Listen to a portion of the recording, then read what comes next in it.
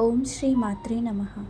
Hi అండి, అందరికీ ఆనందాలకు సంతోషాలకు నిలయమైన లక్ష్మీ నిలయం ఛానల్కు స్వాగతం సుస్వాగతం. చైత్ర శుద్ధ పాడ్యమి ఉగాది రోజును మొదలుకొని శ్రీరామనవమి 9వ రోజు వరకు ఈ 9 రోజులు అమ్మవారిని, ఆ శ్రీరాముల వారిని ఏ విధంగా ఏ స్తోత్రాలతో స్తుతిస్తే మంచిది, అలాగే ఆఖరి రోజు అంటే 9వ రోజున అమ్మవారికి ఏ స్తోత్రాలను పఠించి ఆ అమ్మవారి పీఠాన్ని కదిపితే మంచిది, ఈ విషయాలన్నీ కూడా ఇత్యాది విషయాలన్నీ కూడా ఈ వీడియోలో మీ అందరికీ వివరణ ఇచ్చే ప్రయత్నం చేస్తాను.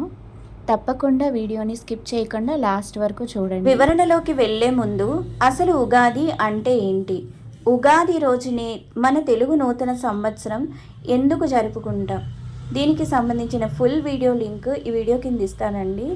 ఇంట్రెస్ట్ ఉంటే కనుక ఆ వీడియోని కూడా ఒకసారి ఓపెన్ చేసి చూడండి. చైత్ర శుద్ధ పాడ్యమి ఉగాది నుంచి శ్రీరామనవమి వరకు 9 రోజులు.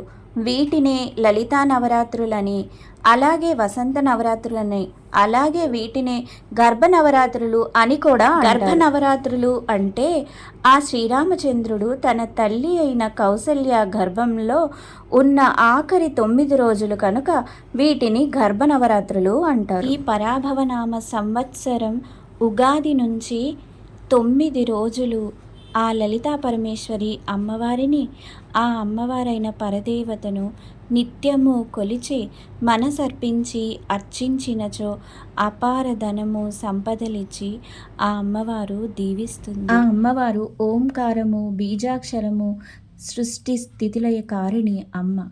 ఆ అమ్మవారిని ఏ స్తోత్రాలతో స్తుతించినా మంచిదే.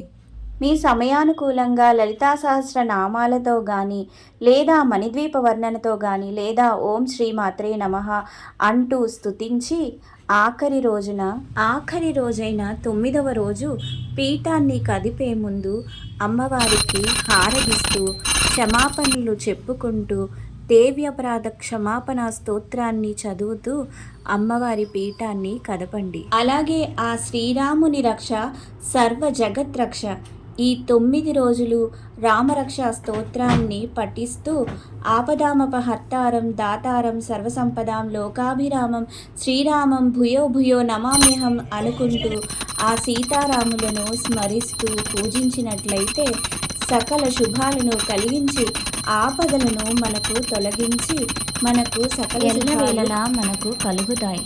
ఉంటానండి, మళ్ళీ మరో మంచి వీడియోలో కలుద్దాం.